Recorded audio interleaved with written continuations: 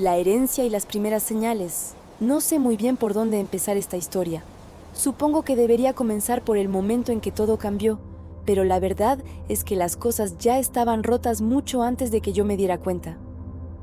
Mi nombre es Sara, tengo 32 años y hace 6 meses heredé la casa de mi abuelo materno en un pueblo de Oregón que apenas recordaba haber visitado de niña.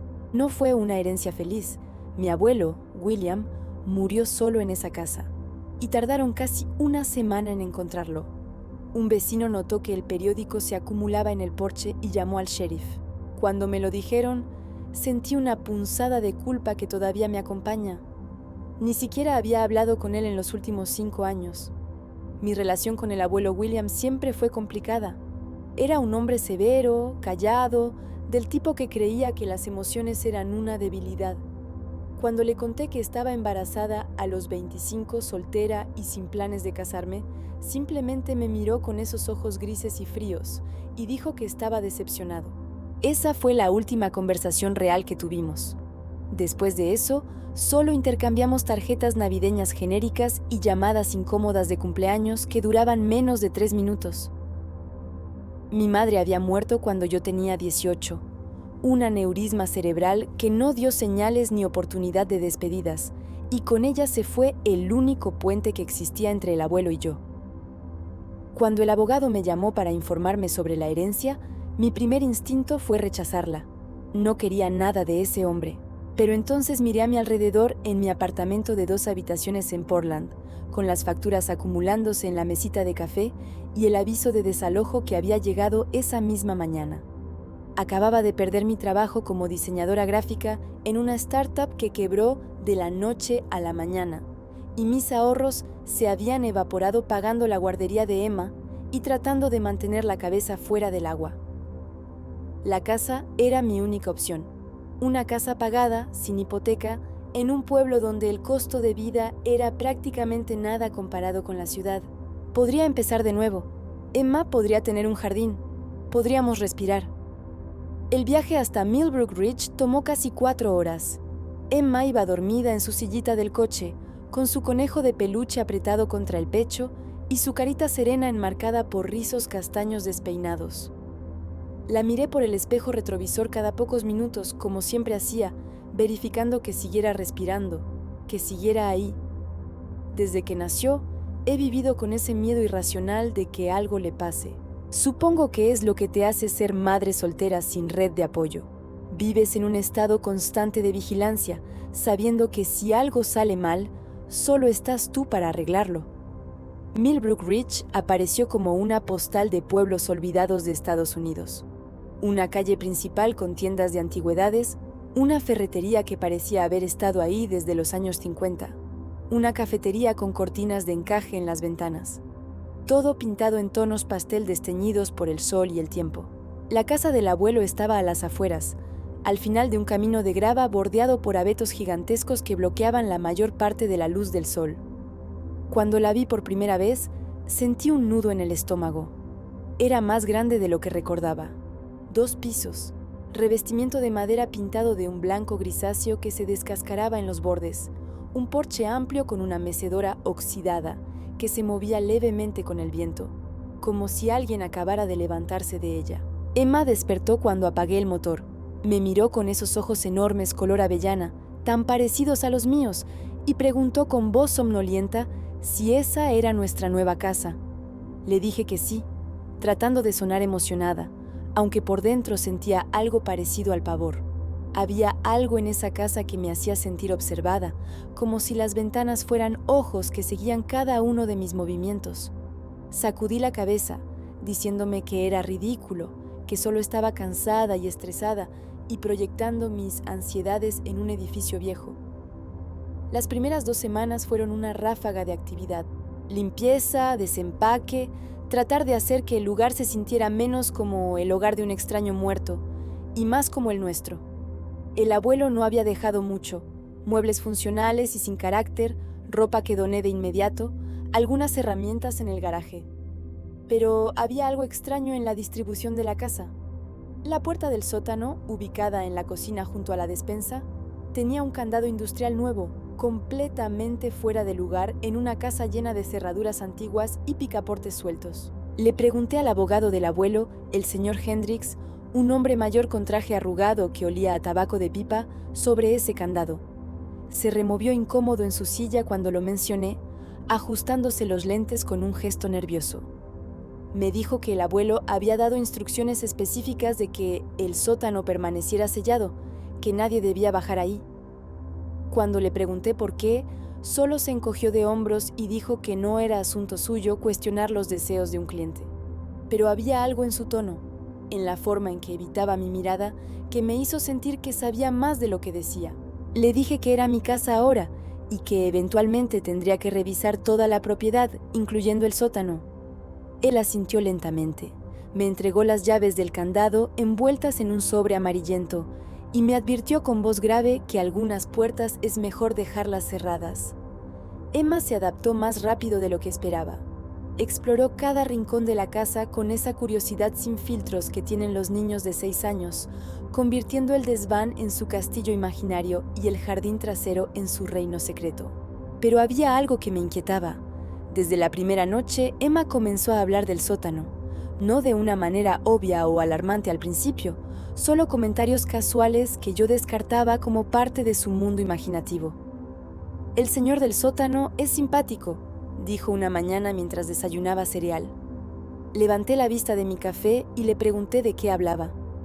Ella me miró como si fuera obvio y dijo que el señor que vivía en el sótano, que a veces lo escuchaba moviéndose por las noches. Le expliqué, con esa paciencia forzada que usas cuando estás cansada pero intentas ser buena madre, que nadie vivía en el sótano, que probablemente eran las tuberías viejas o la casa asentándose, que las casas antiguas hacen ruidos raros. Emma asintió, pero pude ver en sus ojos que no me creía, o tal vez que sabía algo que yo no. Los niños tienen esa habilidad inquietante de percibir cosas que los adultos hemos aprendido a ignorar. Me dije a mí misma que era normal, que muchos niños tienen amigos imaginarios después de una mudanza estresante, que era su forma de procesar el cambio. Pero entonces comenzaron las galletas. Una mañana, una semana después de mudarnos, encontré a Emma en su cama con migas de galletas de chocolate esparcidas por las sábanas. Le pregunté, tratando de no sonar acusatoria, si había bajado a la cocina durante la noche. Ella negó con la cabeza, con esa sinceridad desconcertante que tienen los niños cuando dicen la verdad, y me explicó que el señor del sótano le había traído las galletas, que él sabía que eran sus favoritas. Sentí un escalofrío recorrerme la espalda. Fui directo a la cocina y revisé el paquete de galletas que había comprado el día anterior. Faltaban al menos 6. La puerta de su habitación no tiene seguro, pensé, tratando de encontrar una explicación racional. Pudo haber caminado dormida, tomado las galletas y no recordarlo. Instalé un pequeño pestillo en el exterior de su puerta, de esos que se usan para mantener a los niños pequeños dentro de sus habitaciones por seguridad. Esa noche, después de acostar a Emma, aseguré el pestillo. Me sentí como una carcelera, pero me dije que era por su bien, para evitar que deambulara por la casa dormida y se lastimara. Me fui a dormir con el monitor de bebé encendido, aunque Emma ya tenía edad suficiente para no necesitarlo. Pero algo en mí necesitaba escuchar su respiración, saber que estaba bien. A las 3:17 de la madrugada, me desperté con el sonido del pestillo deslizándose. Me quedé congelada en la cama, con el corazón latiendo tan fuerte que podía sentirlo en mis oídos. El monitor mostraba la habitación de Emma vacía. Me levanté de un salto con las piernas temblorosas y corrí por el pasillo. La puerta de su cuarto estaba abierta, el pestillo descorrido desde afuera. Imposible. Ella estaba dentro. No podía haber alcanzado el pestillo desde su lado. Bajé las escaleras llamándola en un susurro urgente, tratando de no dejar que el pánico se apoderara completamente de mí. La encontré frente a la puerta del sótano. Estaba de pie, descalza, en su pijama de unicornios, con la mano extendida hacia el picaporte. Sus ojos estaban abiertos pero vacíos, en ese estado de sonambulismo que es tan perturbador de presenciar. La tomé suavemente del hombro y ella parpadeó, mirándome confundida, como si acabara de despertar de un sueño profundo. Le pregunté qué hacía ahí y ella, con voz somnolienta, dijo que el Señor le había pedido que bajara, que quería mostrarle algo bonito, que no tuviera miedo. La llevé de vuelta a su cama, le di agua, me quedé con ella hasta que volvió a dormirse. Pero yo no pude dormir el resto de la noche. Me senté en la cocina mirando fijamente esa puerta del sótano con su candado industrial, preguntándome qué demonios estaba pasando. A la mañana siguiente, Emma no recordaba nada. Le conté lo que había ocurrido y ella solo sonrió y dijo que el Señor era bueno, que no debía preocuparme, que Él solo quería ayudar. Decidí que necesitaba respuestas. No podía seguir viviendo en esa casa sin saber qué había en ese sótano. ¿Qué era lo que mi abuelo había querido mantener oculto tan desesperadamente? Pero antes de abrir esa puerta, necesitaba saber más sobre William, sobre su historia, sobre los secretos que claramente había guardado. Busqué en internet información sobre él, sobre esta casa, sobre el pueblo. No encontré mucho. William había sido un hombre privado, sin presencia en redes sociales, apenas mencionado en obituarios locales. Pero había una persona que podría saber algo, la señora Delacroix, la vecina más cercana, una anciana de 80 y tantos años que vivía a casi 1 kilómetro de distancia por el camino de grava. Fui a visitarla una tarde, dejando a Emma con una niñera del pueblo que el señor Hendrix me había recomendado. La casa de la señora Delacroix era pequeña pero impecable, con un jardín lleno de rosas y un gato naranja enorme que me observó con desconfianza desde el porche. Ella me recibió con té y galletas caseras, y aunque al principio fue amable, pude ver la cautela en sus ojos cuando mencioné que era la nieta de William. Le expliqué que estaba tratando de conocer mejor a mi abuelo, que nuestra relación había sido distante. Ella asintió con comprensión, removiendo su té lentamente, y después de un largo silencio comenzó a hablar. Me contó que William había sido un buen hombre, trabajador, respetado en el pueblo, pero que había sufrido una tragedia terrible hacía más de 40 años. Su hermano menor, Thomas, había desaparecido sin dejar rastro. William nunca fue el mismo después de eso. Le pregunté a la señora Delacroix qué había pasado exactamente con Thomas. Ella bajó la mirada hacia su taza de té.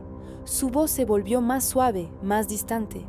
Me contó que Thomas era unos 10 años menor que William, un joven brillante que había regresado del servicio militar a principios de los 80. Pero algo había cambiado en él. Comenzó a comportarse de manera extraña, a tener episodios donde parecía desconectado de la realidad. En aquel entonces, me explicó, la salud mental no era algo de lo que se hablara abiertamente, especialmente en pueblos pequeños como Millbrook Ridge. Era motivo de vergüenza. A Thomas le diagnosticaron esquizofrenia, pero la familia no tenía recursos. Los hospitales psiquiátricos tenían listas de espera interminables y reputaciones horribles. William, que había heredado la casa familiar, se convirtió en el cuidador de Thomas. Durante unos meses, Thomas vivió en la casa, pero sus episodios se volvieron cada vez más severos. Los vecinos comenzaban a murmurar. Y entonces, un día, Thomas simplemente desapareció. La versión oficial, me dijo la señora Delacroix, con un tono que dejaba claro que nunca la había creído, era que Thomas había abandonado el pueblo en uno de sus episodios. William presentó un reporte de persona desaparecida. Hubo una búsqueda breve y poco entusiasta, pero nunca se encontró nada. Con el tiempo, la gente dejó de hablar de Thomas, y William se volvió más solitario, más cerrado. Se encerró en esa casa como si estuviera guardando un secreto demasiado pesado para compartir. Le pregunté directamente si creía que William había tenido algo que ver con la desaparición de Thomas. La señora Delacroix me miró fijamente y dijo algo que me heló la sangre. Creo que tu abuelo era un hombre desesperado que hizo lo que pensó que tenía que hacer. No sé si eso lo hace un monstruo o simplemente humano. No me dio más detalles, pero el mensaje había sido claro. Había algo terrible en el pasado de mi abuelo, algo relacionado con Thomas, algo que probablemente seguía enterrado en esa propiedad.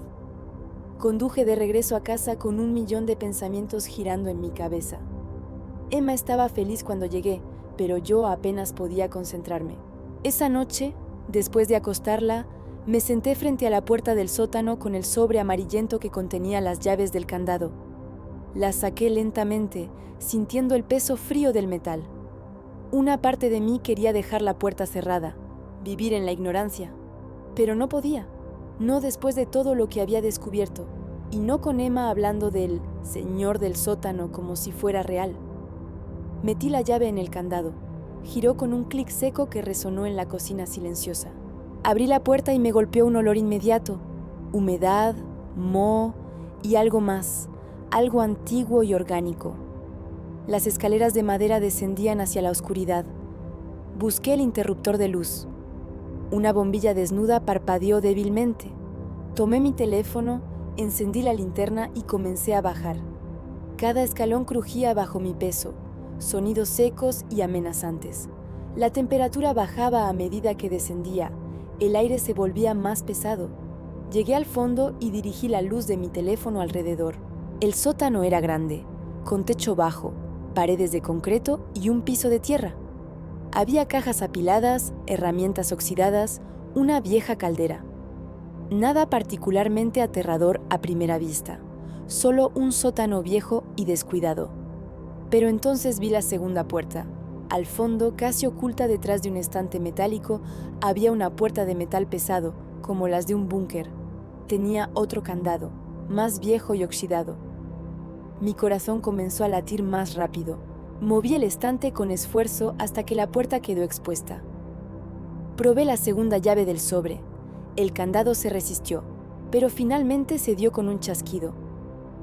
Abrí la puerta de metal y el olor que salió me hizo retroceder. Era nauseabundo, una mezcla de descomposición y algo químico. Apunté la linterna hacia el interior y lo que vi me dejó sin aliento.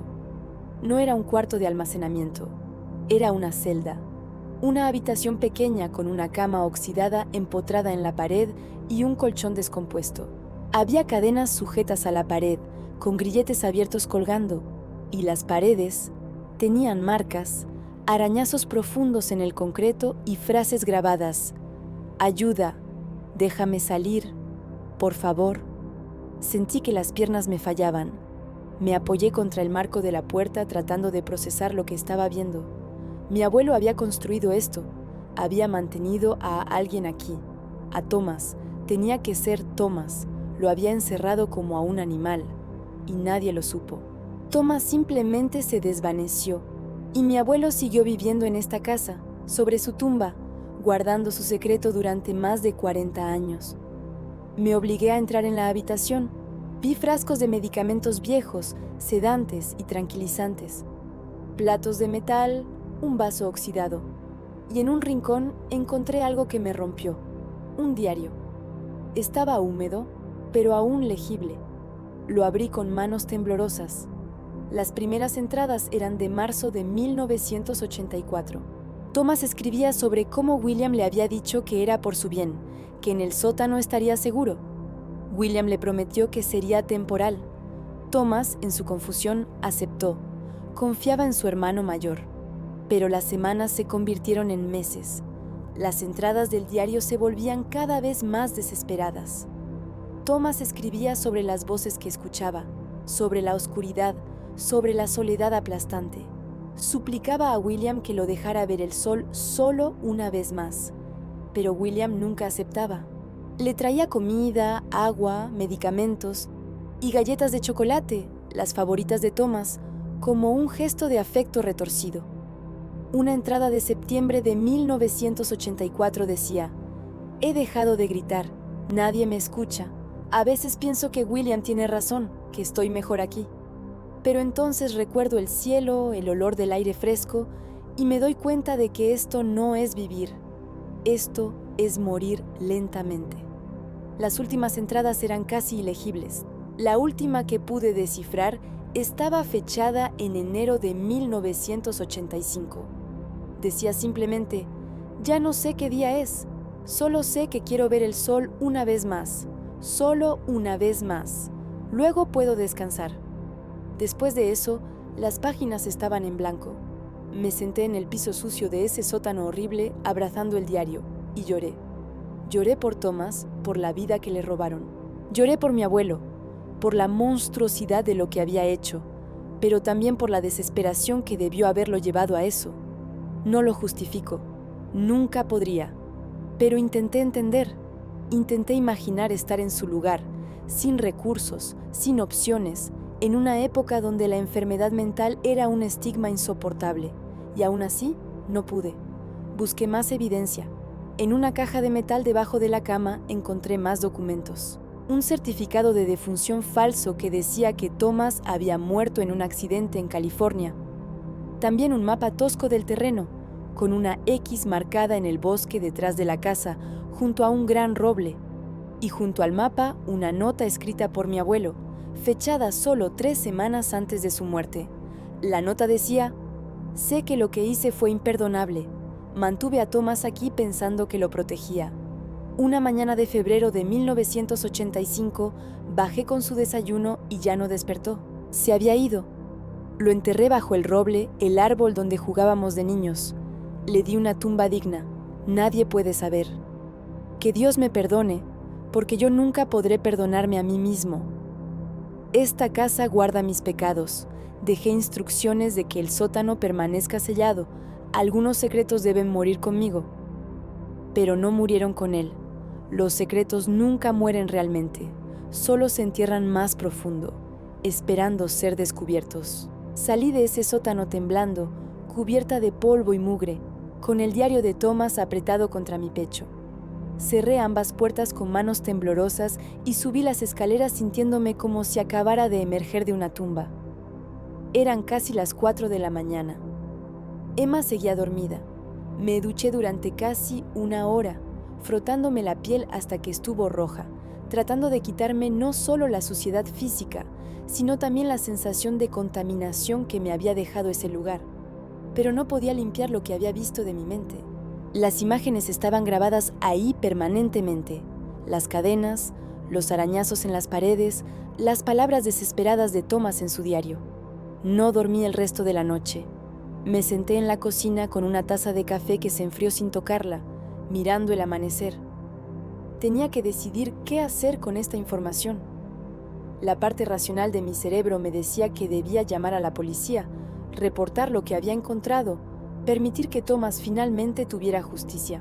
Pero otra parte de mí, una parte que no me enorgullece reconocer, pensaba en las consecuencias. Esto se convertiría en un escándalo. Los medios se apoderarían de la historia. El nombre de mi familia quedaría manchado para siempre. Y Emma crecería sabiendo que su bisabuelo fue un asesino, aunque fuera por negligencia o desesperación.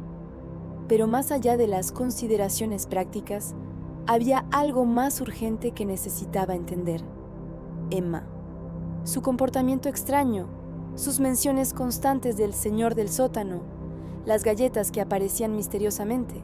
Yo había sido escéptica toda mi vida, del tipo de persona que busca explicaciones racionales para todo. Pero después de lo que había encontrado, después de sentir la energía pesada y sofocante de ese sótano, no podía descartar completamente que algo más estuviera sucediendo. Emma despertó como siempre, alegre y llena de energía, ajena al tumulto que había en mi interior. Le preparé el desayuno, actuando con normalidad porque no sabía qué más hacer. Mientras comía, me miró con esa expresión seria, demasiado madura para sus 6 años, y dijo: «El señor está triste hoy, mami. Creo que sabe que encontraste sus cosas». Se me heló la sangre. Traté de mantener la voz calmada cuando le pregunté cómo sabía que yo había encontrado algo. Ella se encogió de hombros y explicó con naturalidad que el señor se lo había dicho, que a veces le hablaba en sueños, que le contaba cosas, que no estaba enojado conmigo, solo triste porque todo el mundo se había olvidado de él, que quería que alguien supiera que él había existido, que había sido una persona real con sueños y miedos y amor por las galletas de chocolate. Le pregunté, con el corazón latiéndome en la garganta, si sabía el nombre del señor. Emma asintió. «Thomas», dijo.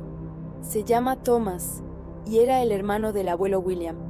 Vivió mucho tiempo en el sótano. Estaba enfermo en su cabeza, pero no era malo. Solo estaba confundido y asustado. No sé cómo logré mantener la compostura. Le pregunté qué más le había dicho Thomas. Emma dejó su tenedor y me miró directamente. Me dijo que Thomas entendía por qué William hizo lo que hizo, aunque estuvo mal, que William tenía miedo, que amaba a Thomas pero no sabía cómo ayudarlo, que los dos estuvieron atrapados, cada uno en su propia prisión, y que ahora que yo sabía la verdad, Thomas podría finalmente descansar. Pero primero, necesitaba que hiciera algo por él. Le pregunté qué necesitaba, aunque parte de mí no estaba segura de querer saber la respuesta.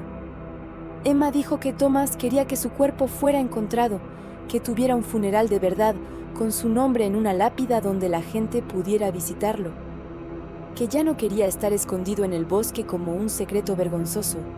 Quería ser recordado. Quería existir en la memoria de alguien más allá de las paredes de ese sótano. Pasé los siguientes días en un estado de parálisis emocional. Investigué discretamente, buscando registros históricos sobre Thomas. Encontré muy poco. Una vieja foto escolar de 1970 donde aparecía sonriendo, apuesto y joven. Un artículo breve en el periódico local sobre su regreso del servicio militar. Y luego nada, como si hubiera sido borrado de la existencia. Hablé con un abogado de una ciudad cercana, explicando la situación de manera hipotética. Me confirmó lo que ya sabía. Si reportaba esto, habría una investigación, exhumación de restos y una intensa atención mediática. Pero no podía ignorar lo que Emma me había dicho. Incluso si no creía completamente en la parte sobrenatural, el hecho permanecía. Thomas merecía ser honrado, merecía tener su historia contada aunque fuera dolorosa. Tomé una decisión. Antes de involucrar a las autoridades, necesitaba confirmar si Thomas realmente estaba enterrado donde el mapa indicaba. Una fría mañana de octubre, con Emma en la escuela, tomé una pala del garaje y caminé hacia el bosque. El roble grande era inconfundible, antiguo y majestuoso. Según el mapa, Thomas estaba enterrado en el lado norte del árbol, a unos 2 metros del tronco. Empecé a cavar. La tierra estaba compactada, llena de raíces y piedras. Cavé durante más de 2 horas, con las manos ampolladas y la espalda doliendo. Y entonces, a una profundidad de aproximadamente 1,5 metros, la pala golpeó algo sólido. No era una piedra, era algo más liso. Aparté la tierra con las manos, con el corazón latiéndome salvajemente, y descubrí lo que parecía ser madera podrida, restos de un ataúd improvisado. Seguí excavando con cuidado, casi con reverencia ahora, hasta que pude ver claramente lo que había dentro. Huesos, restos humanos, claramente visibles, un cráneo, costillas, lo que quedaba de un cuerpo que había estado enterrado aquí durante 40 años. Junto a los restos, casi desintegrada por el tiempo, había una lápida tallada a mano en una pieza de madera. Podía leer apenas las palabras, grabadas con torpeza pero con cuidado. Thomas Henderson, hermano amado, que descanses en paz. Me senté en el borde del agujero que había cavado, cubierta de tierra y sudor, y lloré. Lloré por la tragedia absurda de todo esto, por las vidas destruidas por el miedo y la ignorancia, por el amor retorcido de un hermano que pensó que estaba protegiendo cuando en realidad estaba destruyendo. Y lloré también con cierto alivio, porque ahora sabía con certeza que esto era real, que no estaba perdiendo la razón, que Thomas estaba aquí y merecía ser liberado. Cubrí cuidadosamente los restos de nuevo, marcando el lugar con precisión. Luego regresé a la casa y hice la llamada que sabía que tenía que hacer. Contacté al sheriff del condado, pidiendo hablar con alguien sobre un posible descubrimiento de restos humanos en mi propiedad. Fui vaga sobre los detalles al principio. Acordaron enviar a alguien esa misma tarde. Cuando llegaron 2 oficiales y un investigador, los llevé directamente al sitio. Vi sus expresiones cambiar de escepticismo a seria preocupación cuando confirmaron que efectivamente había restos humanos. Hicieron preguntas, tomaron fotografías, acordonaron el área. Les mostré el sótano, les entregué el diario de Thomas, los documentos que había encontrado. Vi cómo sus rostros se endurecían mientras leían. mientras comprendían la magnitud de lo que había sucedido aquí. El investigador principal, un hombre de unos 50 años con cabello gris y ojos cansados, me miró con algo parecido a la compasión. Me dijo que esto iba a convertirse en un caso grande, que habría mucha atención. Me preguntó si estaba preparada para eso. Le dije honestamente que no, pero que no importaba. Thomas había estado invisible durante 40 años. Ya era hora de que fuera visto. La historia explotó en los medios locales en cuestión de días. Restos de hombre desaparecido encontrados después de 40 años en propiedad familiar. El oscuro secreto enterrado en Millbrook Ridge. Los periodistas llamaban constantemente, acampaban fuera de la casa. Tuve que mantener a Emma dentro, protegida de las cámaras y las preguntas. Le expliqué, de la manera más suave que pude, que habíamos encontrado a Thomas, que ahora la gente sabía la verdad, que esto era algo bueno aunque se sintiera aterrador. Emma, con esa sabiduría extraña que había desarrollado, simplemente asintió y dijo que Thomas estaba contento, que finalmente podía irse, que me agradecía por ser valiente. Los análisis forenses confirmaron lo que ya sabíamos. Los restos eran de Thomas Henderson, identificado por sus registros dentales militares. La causa de muerte fue probablemente una falla cardíaca, agravada por años de malnutrición y estrés psicológico extremo. No había signos de violencia física. William no lo golpeó, simplemente lo encerró y vio cómo se consumía lentamente. El fiscal del distrito revisó el caso, pero con William muerto, no había a quien procesar. Aún así, documentaron todo meticulosamente. Descubrimos que Thomas nunca se casó ni tuvo hijos. Sus únicos parientes vivos éramos Emma y yo. De repente, el peso de ser los últimos de esa rama rota de la familia cayó sobre nosotros. La reacción en Millbrook Ridge fue mixta.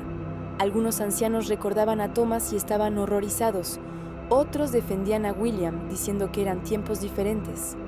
Esos comentarios me enfurecían. ¿Cómo podían justificar encerrar a alguien en un sótano?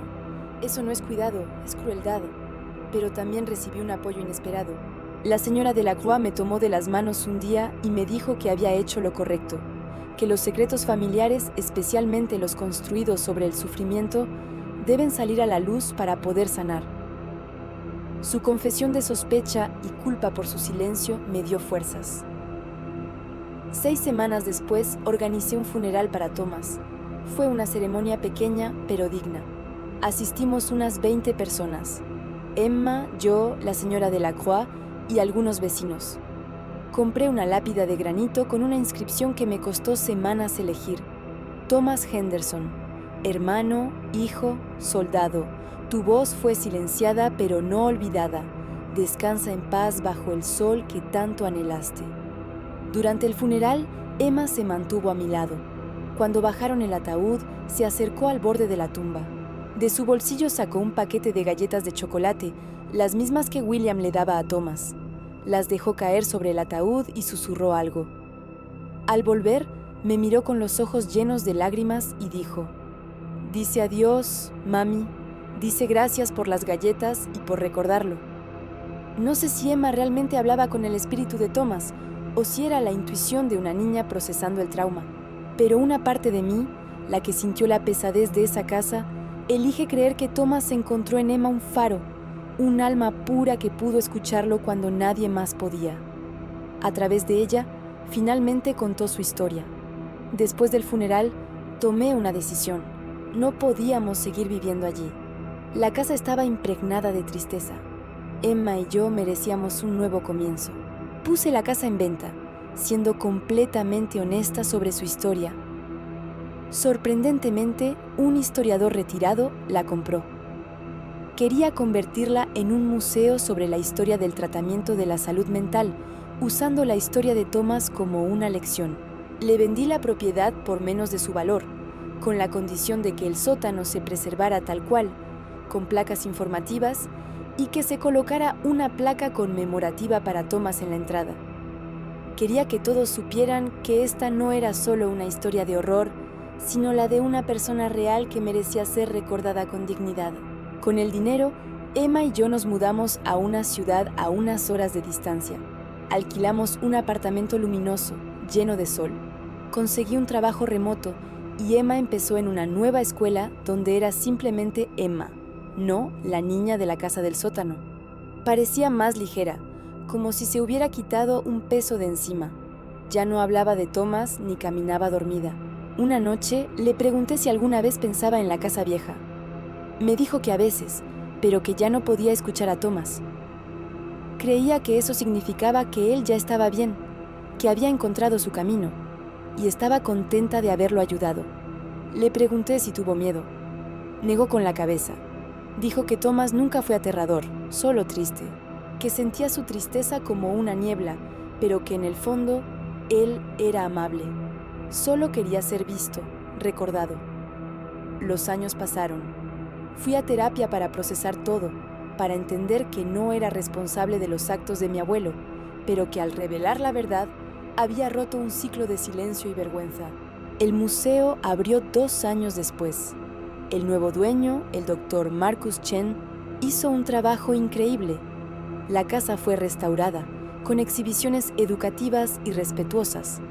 El sótano, iluminado solemnemente, estaba protegido por una barrera de cristal. Junto a la entrada, una placa decía, en memoria de Thomas Henderson, que su historia nos recuerde la importancia de la compasión. Asistí a la inauguración con Emma. Fue surrealista caminar por esa casa de nuevo. Cuando llegamos a la sección sobre Thomas, Emma miró su foto escolar, la de un joven con toda la vida por delante.